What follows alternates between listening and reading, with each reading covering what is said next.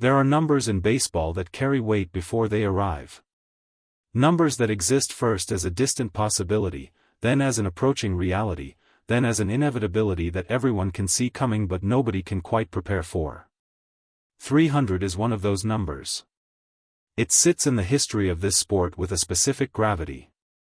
It separates careers from legacies. It separates players who were very good from players who belong to something longer and more permanent than a single era. 300 home runs means you have done something that most professionals who have ever played this game at the highest level have never done.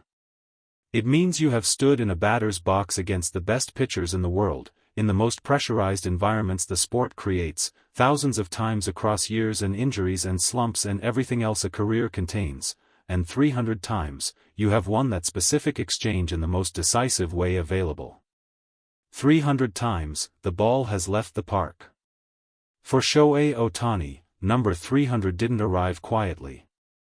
It arrived the way most things arrive with him, on its own terms, in its own way, attached to a detail that made the moment even more difficult to process than the number itself. Because Ohtani didn't just hit his 300th career home run. He hit it as part of something that had never happened before. Back-to-back games. Back-to-back moments. The kind of sequence that made legendary pitchers, men who had faced the best hitters of their generation and built careers on understanding what elite contact looks like, sit in front of microphones and say things they admitted they never expected to say about anyone. The first game had already done its damage before anyone fully understood what was coming. Ohtani had stepped to the plate in the 7th inning with the particular focus he carries into at-bats that matter. The pitcher opposing him was not a soft opponent. He was a veteran with a track record of handling premium hitters. A man with a plan and the execution history to make that plan credible. He had worked Ohtani carefully through the early innings. Kept him off balance. Mixed his arsenal with the intelligence of someone who studies and prepares and does not simply hope that talent is enough. For 6 innings, the approach held. Ohtani had reached base once on a walk that the pitcher clearly preferred to a mistake. It was disciplined pitching against disciplined hitting and the score between them was essentially even. Then the 7th arrived. And the pitcher went to his best pitch in the worst possible location. Not dramatically wrong. The margins at this level are never dramatic. It was slightly elevated. Perhaps 2 inches above where it was intended to land. 2 inches that, against most hitters, would have produced a harmless fly ball or a foul tip or nothing at all. Against Ohtani, those 2 inches produced number 299. The ball carried to left center with the kind of authority that makes outfielders take one step and stop. The stadium reacted the way stadiums react when something significant happens inside them. And somewhere in the broadcast booth, someone said the words 299 and then paused, because 299 means 300 is not a question of possibility anymore. It is a question of when. The answer to when turned out to be the very next game. Which was not what anyone had scheduled into their understanding of how milestone moments unfold. Milestones are supposed to create anticipation.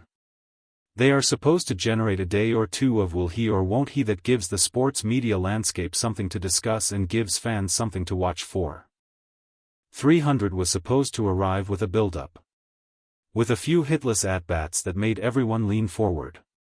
With the particular tension of a number being approached slowly enough to be savored. Instead, Ohtani walked to the plate in the 3rd inning of the following game and treated the occasion with the same disregard for narrative convenience that he treats most occasions. The pitcher had clearly prepared for this moment. The entire opposing team had prepared for this moment. There was a visible adjustment in how they approached him from the 1st inning. Careful. Deliberate. The kind of respect that looks like fear when examined closely enough. It didn't matter. 3rd inning. 2-1 count. A fastball that was located correctly but simply was not fast enough and was not located correctly enough to matter when Shohei Ohtani has decided he is swinging. The ball went to right field. Deep right field. The kind of deep that removes all doubt before the ball has reached its apex. 300. Back-to-back games. The stadium did not react immediately. There was a half-second of collective processing before the noise arrived. As though 18,000 people needed just a moment to confirm that what they had seen was real before they were willing to respond to it. Randy Johnson was asked first. That choice was deliberate. Because if you want an honest opinion about hitting, you ask someone who spent a career trying to prevent it at the highest possible level. Johnson, whose career exists in the conversation about the greatest pitchers in the history of the sport, did not offer his assessment immediately. He listened to the question, looked briefly away, and then spoke with the directness of someone who has nothing to prove and no reason to perform. I faced some of the best hitters who ever lived, Johnson said. I know what it feels like to be in a batter's box against someone who scares you. Not many people scared me. But I'm honest enough to say that watching Ohtani, knowing what I know about pitching, knowing what I know about the margins at this level, he stopped. Started again. There are hitters you prepare for and then execute against and the preparation holds. And then there are hitters where you prepare and execute and it still doesn't hold because they're operating in a place your preparation can't fully reach. He paused. 300 home runs. Back-to-back games for the Milestone. He didn't wait for it. He just hit it. That tells you everything about who you're dealing with. Pedro Martinez chose his words with the care of someone who understands that words about Ohtani require precision. Because imprecision leads to either underselling or overstating, and Martinez had never been comfortable with either. What people don't appreciate, Martinez began, is the consistency. Anyone can hit a home run. Good hitters hit them in clusters. Great hitters hit them with regularity.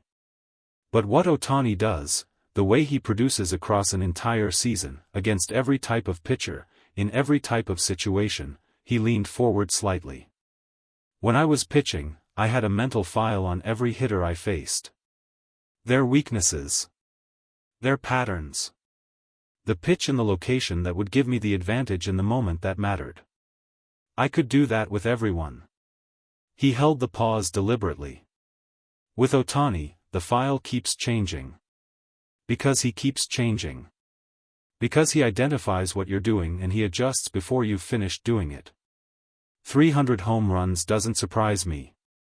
What surprises me is that anyone is still surprised. The room absorbed that. Because coming from Pedro Martinez, that was not a compliment. It was a verdict. Greg Maddux offered the perspective that only Maddux can offer. Quiet. Analytical. Stripped of sentiment in the way that pure intelligence sometimes strips sentiment away without meaning to. I built my career on location, Maddux said simply.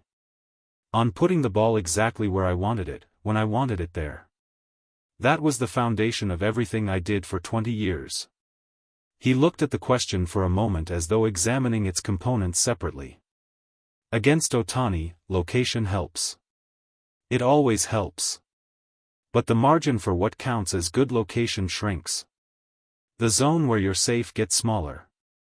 Because his coverage of the strike zone and his ability to punish a mistake in any quadrant, he paused. You'd have to be perfect. Consistently, repeatedly, sustainably perfect. And nobody is that. He said the last sentence without drama. As a statement of fact. 300 home runs means 300 times someone wasn't perfect. That's not an indictment of the pitchers. That's an acknowledgement of what he is. What he is. 3 words that kept appearing across every conversation, every broadcast segment, every written response to the back-to-back games and the milestone and the number 300 sitting now permanently in the record alongside his name. What he is resists complete definition.